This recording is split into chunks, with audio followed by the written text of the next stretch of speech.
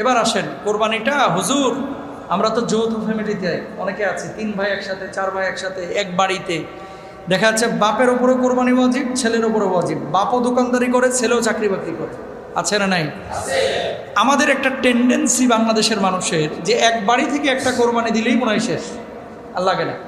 অথচ নিজের ছেলে ফ্রিল্যান্সিং করে, এই যে ইউটিউবার যারা আছে অধিকাংশের উপরে কোরবানি ওয়াজিব। জানেন না তো আপনারা? এগুলো মাসে 1 লাখ টাকার উপরে কামায়। কথা বুঝছেন? এগুলোর উপরে কি ওয়াজিব?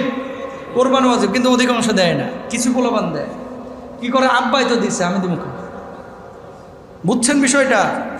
তো আপনার ছেলে, আপনার মেয়ে অনেকে আছে ব্যাংকে চাকরি করে, আপনার ছেলে অনেকে আছে গার্মেন্টসে চাকরি করে, আপনার ছেলে আছে অনেকে কাজকাম করে, আপনার ছেলে আছে দোকানদারি করে। কোরবানি যদি 3 ছেলে থাকে বাপের, 3 জনের উপরে যদি নেশাব পরিমাণ সম্পদ থাকে, ওই 3 জনের উপরে কোরবানি আবশ্যক। বাপের উপরে কোরবানি আবশ্যক, মায়ের যদি টাকা থাকে মায়ের উপরে আবশ্যক। মানে এক বাড়ি থেকে 5 কোরবানি দেওয়া লাগবে। আল্লাহু আকবার বলেন। কিন্তু এরকম কি মানুষ দেয়? ছেলের উপরে কোরবানি ওয়াজিব, ওখানে ফোন দিয়াটা কি জানেননি? বাপের হাতে 15,000 টাকা দিয়ে আব্বা কিছু একটা করে দিয়ে। আর গুনাহগার হচ্ছেন আপনি, জানেন না এটা মাসালা। রৌপ্যের হিসাবে 60,000 থেকে 70,000 টাকা, মানে 60,000। এই পরিমাণ টাকা যদি আপনার কাছে থাকে, আপনার ফ্যামিলির কারোর কাছে থাকে, কয়দিন জানেন? 3 দিন। কয়দিন? একটু কথা বলেন, শেখার জন্য বলতেছি। 3 দিন, 10 তারিখ জিলহজ্জের, 11 তারিখ, 12 তারিখ, এই 3 দিন কিন্তু কোরবানি করা যায়। এই 3 দিন যদি 60,000 টাকা সমপরিমাণ টাকা অতিরিক্ত থাকে আপনার কাছে, যে টাকাটা আপনার কোনো কাজের না, বুঝলেন?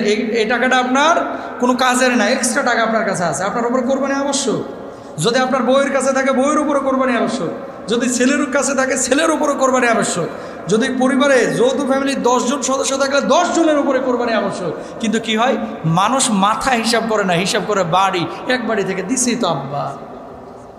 কথা বলেন না? আব্বা তো দিছে, আম্মা তো দিছে, বড় ভাই তো দিছে না। ছোট ভাইকেও জিজ্ঞেস করবেন যার উপরে নামাজ ফরজ, যে তোর কি টাকাটুকি চিপাচা ভাই আছে নাকি? আবার দেখিস চিপাচা ভাই কিন্তু টাকাটুকি থাকে, এখন বলে না, কিন্তু জমায় রাখছে 5 লাখ, আর বাড়িতে এসে ভাব নাই, ভিক্ষুক। কথা বলেন না কেন? বাড়িতে ঢুকার সাথে সাথে আর ভাব সাহেব এরকম, আরে না দান না খান্দা, কিচ্ছু নাই, আর কিচ্ছু নাই। অথচ 5 লাখ জমায় রাখছে, স্বীকার করে না।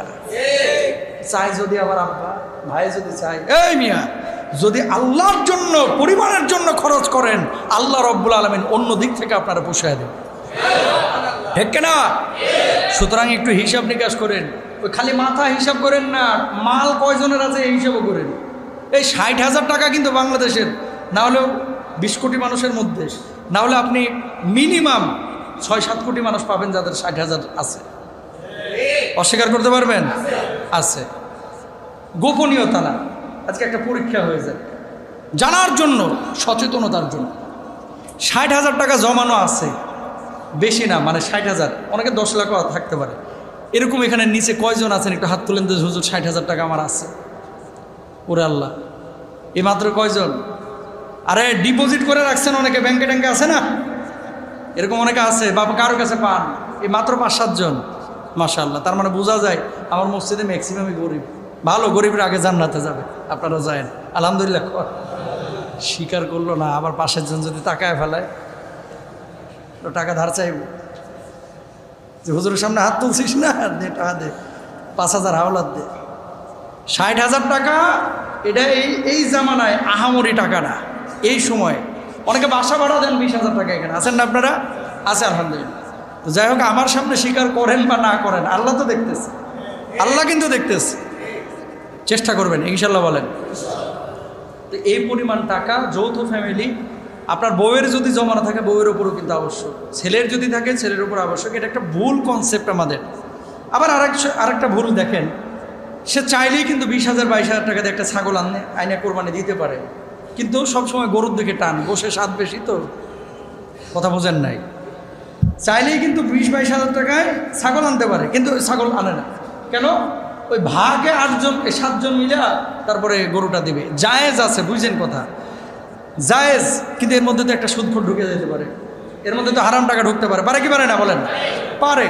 এই জন্য আপনাদেরকে সাজেস্ট করব, আপনাদের একজন নগণ্য খতিব হিসেবে আমি আপনাদের কাছে রিকোয়েস্ট, যৌথভাবে বড় একটা মোটা তাজা গরু নিয়ে এসে কোরবানি দিতে হবে জরুরি না। নিজে তো 17, 18, 20,000, 22,000 টাকা একটা ছাগল আনতে পারেন, কোরবানির গোশত খাওয়ার জন্য না।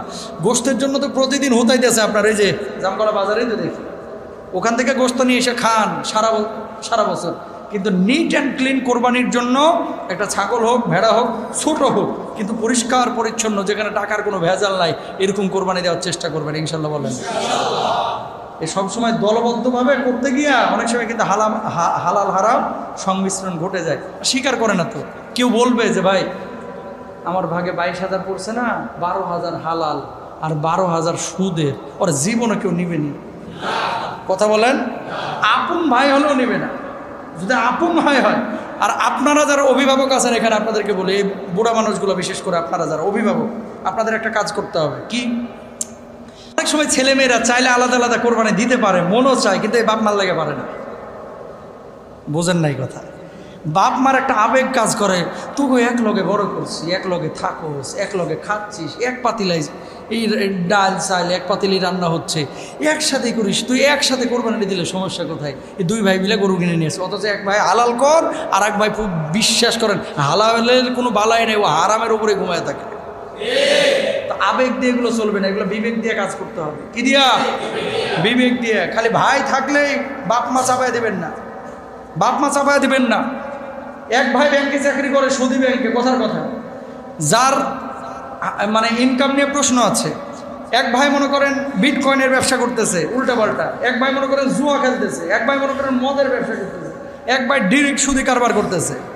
তা আপন ভাই বলে যে আপনি আপনার হালাল টাকা ওখানে মিলে একসাথে কোরবানি করবেন, জরুরি না। কোরবানি আল্লাহর জন্য হবে এবং নিট অ্যান্ড ক্লিন, একমাত্র আল্লাহকে খুশি করার জন্য, মানুষকে খুশি করার জন্য না।